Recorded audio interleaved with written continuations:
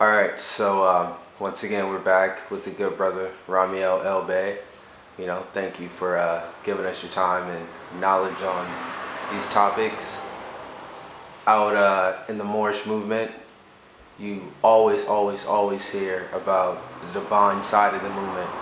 And for someone just coming into the knowledge, or to someone who's just not clear, what does that exactly mean about the movement being a divine movement as far as everyday life is concerned?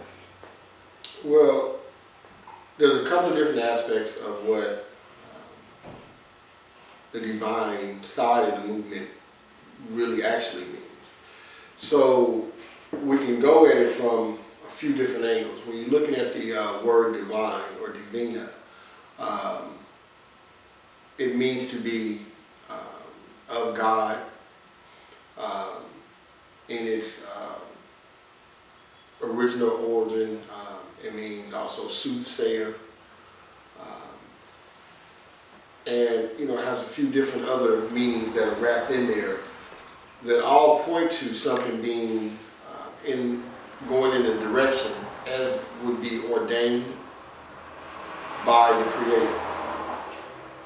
So when the prophet, in his intelligence, by the direction of Allah, set it up as a Moorish Divine National Movement, he put the spiritual side and the spiritual direction ahead of everything else, from the standpoint that he understood that we needed to reconnect back to the source, reconnect back to the Creator, because we have a spiritual problem.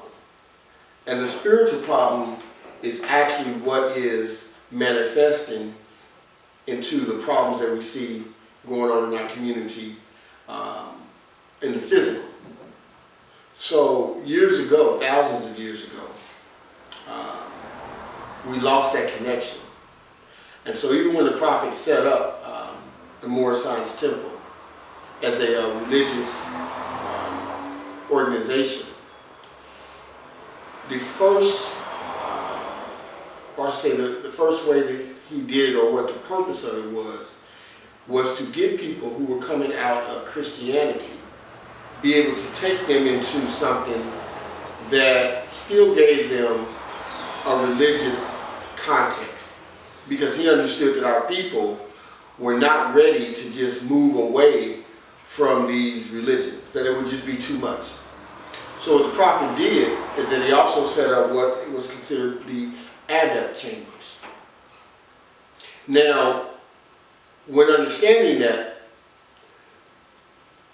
the prophet set it up to where people can walk away from the misnomers of Christianity, those things that we were indoctrinated with. Then he took us back into what was called Islamism, but that's the end result. In the middle, you have the religious side of the movement, which people walked into. Now, it's set up that way again because people aren't ready necessarily to just move away completely. But what you have when you come into the religious side and you're learning about Allah, you're learning things that are more esoteric. Now that's only supposed to be temporary.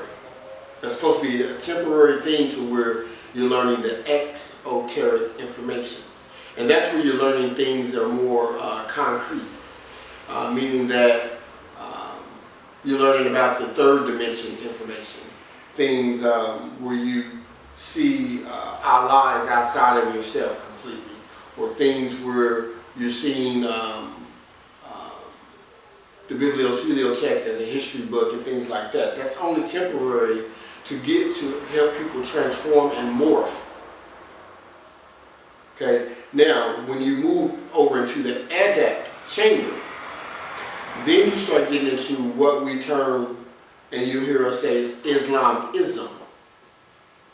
And that's why when people ask, are you a Muslim? Most Moors will reply, no, I'm a Muslim, and I'm Islamic. Okay, but the true origins of Islam and Christianity, Hinduism, Shintoism, Buddhism, all those things are actually what's considered or called eschatology. And this is the Islamism side, where you start learning the esoteric information. Now that information is going to tell you and really bring in or hit home with the fact that the meeting place with man and Allah is in the heart. And that Allah is not outside of self. That El is a feminine attribute. Elohim, being plural and so on and so forth. So that's when you start getting into that information and start teaching you that that spirit, the RIT means breath, spirit. Okay, and so when you start getting into that information, now you're getting into the transformation side, where you're learning how to connect back to the source. And so that's the divinity side of the movement, because that's really where we're all supposed to be going. It's not supposed to be just a national side, because our problem on a higher plane is not corrected with the national side. It's corrected with the divine side. When we get into the esoteric information, we start learning meditation, we start understanding the chakras, we start understanding cosmology and cosmogony. When you start getting into those things, then you start learning how all things are one. You start learning the 7 Hermetic or principles of Jehudi. You start learning those things, and you start learning how to navigate them. You see, you start learning how to be a mastermind, how to utilize this information to create your reality instead of being a slave to it. You become the master. So you have in the Quran, you have the chapter 27, the relationship of slave and master. When you start getting into it and you start understanding from the esoteric side, you're going to start understanding how it's dealing with the higher self, the lower self. It's also dealing with, mind, spirit, and body, all those different things. So when you get into that, you start learning that information, and then that becomes the transformation for the divine side, if that makes sense for you. Okay, and with that being said,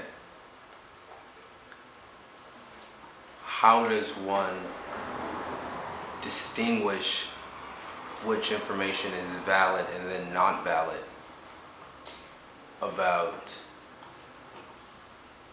the whole scope of the divine side? Because I heard you mention earlier the different steps of the process, be it to get you transitioning into a different school of thought to where, they have the adapt chambers. How do one know they're on the right path to getting the proper information? Well, the first thing you have to remember is that all of it's true. Everything you read is true. Everything you read has a level of truth and a level of falsehood. And once you can understand that, then you can understand that no matter where you're at, you're learning truth. Because truth and falsehood exist together. So when someone is giving you some information, you walk into, for instance, you'll hear people speak about Jesus, Yeshua, Isa, being a physical being, okay, that he actually walked the earth. Now, for those who know real history, know that there was never anyone on the planet 2,500 years ago named Jesus. It's not even remotely possible. And that's the falsehood of it, right? So, but the reason for that is because the letter J did not come around until around the 12th, 13th century. So we know that there never could have been a person named Jesus. It's not possible.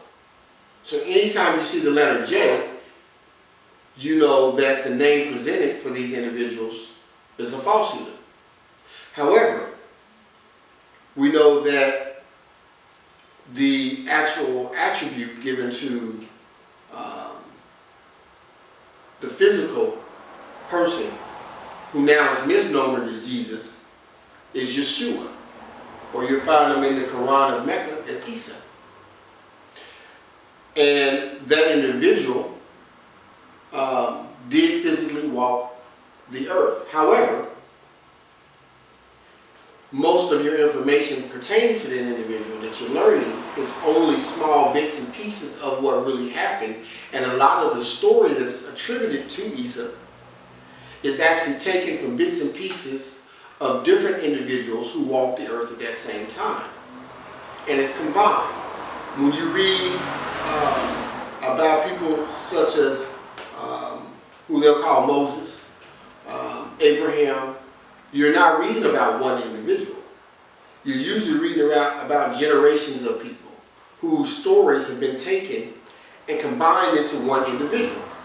So at the same time you're learning all these different things that happened in history, you're learning falsehood and truth at the same time. So it all stays relevant. Now, when you're reading the bibliotext and you're looking at how they speak about these different individuals. The esoteric side you're not being taught is that these are all have to do with the celestial processions. It's all wrapped in cosmology. For instance, Solomon has to do with the sun. The 700 wives and concubines have to do with the starry planets that revolve around the sun. You look at Jerusalem being the physical body. You look at Solomon's temple, the temple that no hand has ever touched or no hand was ever built by hands. That's the human body. And so you're learning truth and falsehood at the same time. And so whenever you come into these schools of thought, you soak it all up, but then you understand, or you get to know, you study the different degrees of the information later. Because when you first come into it, a lot of times you're not ready to fully understand. So you have to take it, you have to let it sit, you have to let it digest, and then as you are ready, then those things, those understandings, those gifts of understandings will be given to you later. So you have to take it in first, and then the gift of understanding will be given to you when it's time for it to be unraveled and gifted to you. And so you learn that from the bibliotext. You know, you learn all those things, and they're true. Even when you're looking at Isa or Jesus.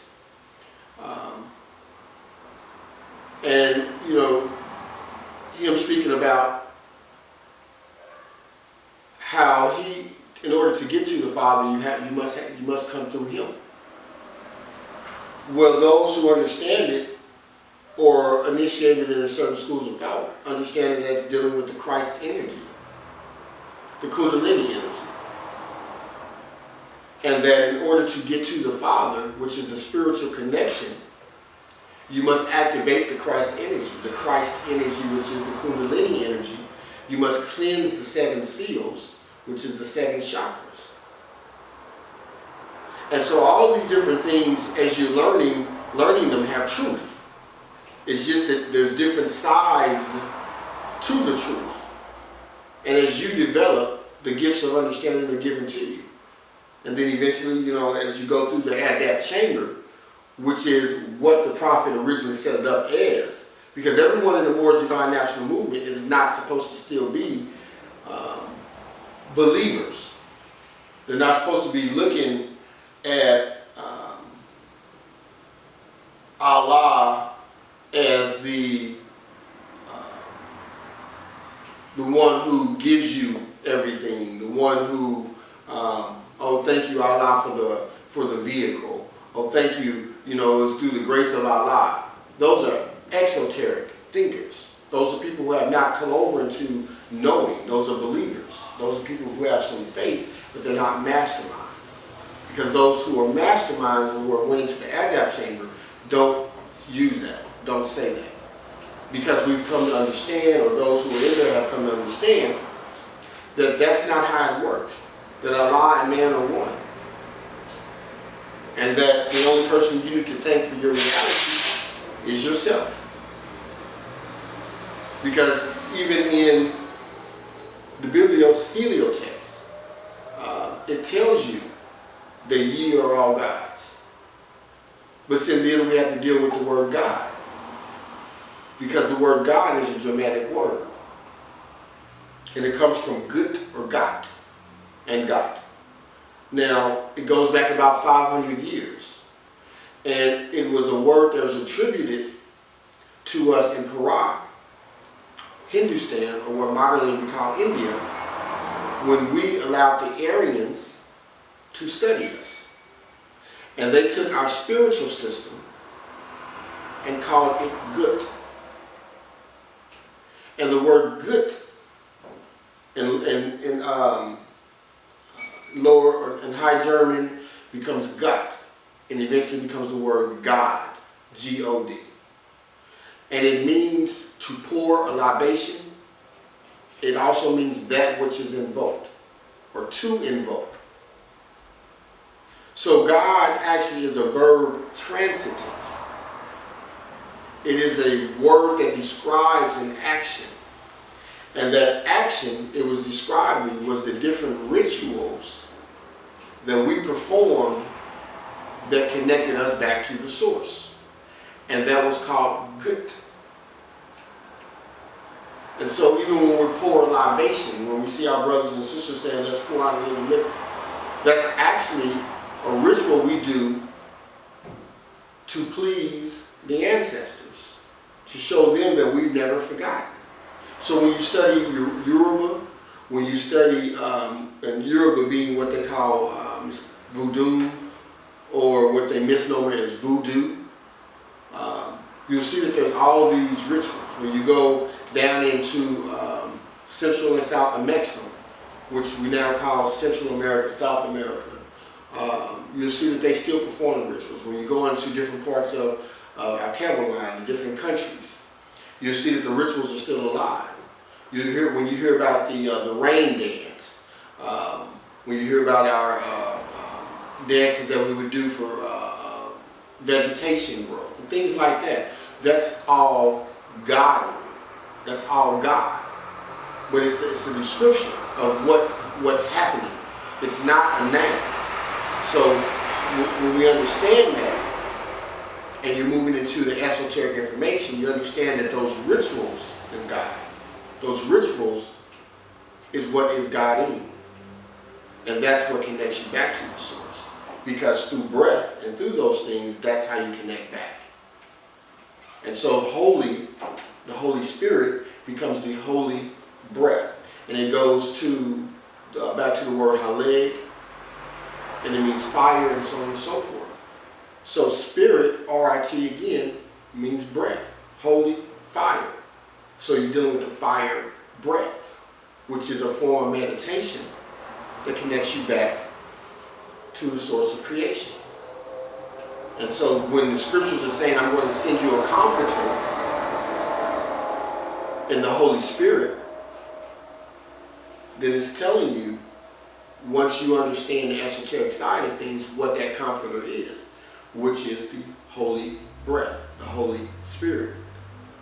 And you perform that doing acts of meditation, and that is your comforter, because that calms the mind and allows you to connect back.